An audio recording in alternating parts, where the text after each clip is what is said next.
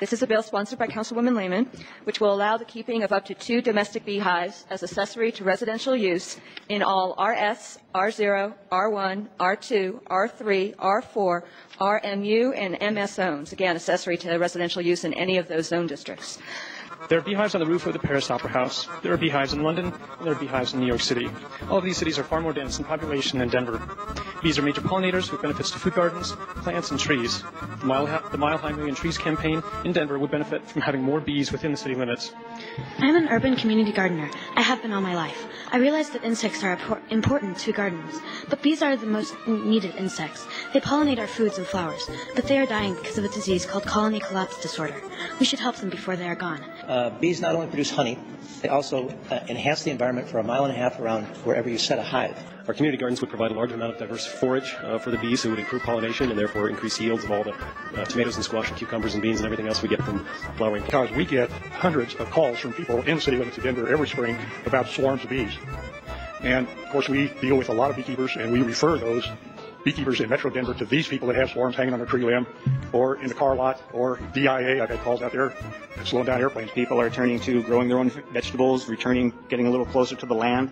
And, not everyone's going to want to keep honeybees. And given that they forage for up to 2.5 to 3 miles, which is roughly around 12,000 acres, I think there's a lot of good that can be done. It's been a lot of fun talking to our children in the city about the importance of bees, what they mean to our environment, what it means for growing food and responsible living. And then I found out it was illegal here, and I thought that was a rather silly prohibition. And so I have 2 beehives. Honeybee populations are presently declining at an alarming rate. Some commercial beekeepers are losing up to 80% of their hives each year. Hobbyists are seeing 35 to 40% loss in their hives. Want nothing to do with humans or meat. They don't eat those things, and they don't want to sting those things. Bees are a different type of protein, and the reactions that people get to bee sting is very different. It still hurts. Because I was sort of a workaholic, and I picked up beekeeping. And I have 2 hives, and I want to have 15 hives. And really, it is possible to keep bees in a residential area and have no issues whatsoever.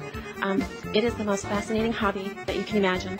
And my neighbors are fascinated. I have not had any problems. They're constantly concerned with how my bees are doing. I don't have a beekeeping confession to give this evening. bees are necessary for gardening. I want Denver to be the city of 2 million gardens to go with 1 million trees. Is desperately allergic to bees, and she knows the difference between bees and wasps, and I do too.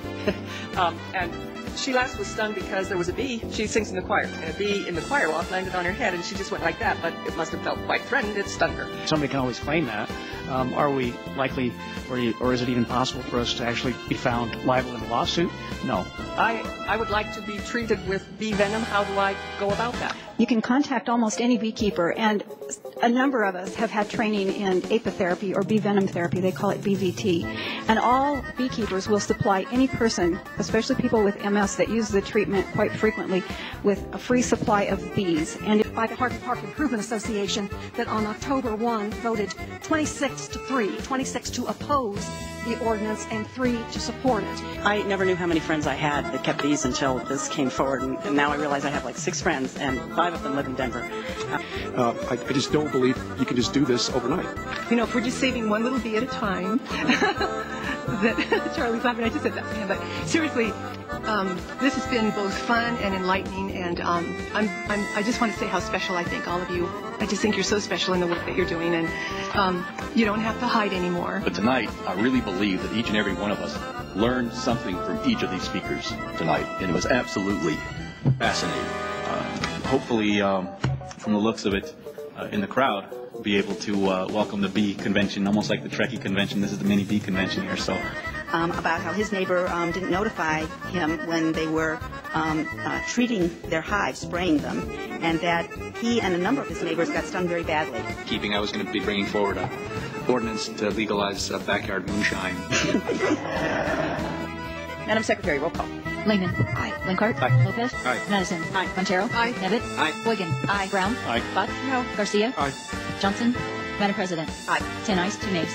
10 ayes, 2 nays. Council Bill 548 has passed.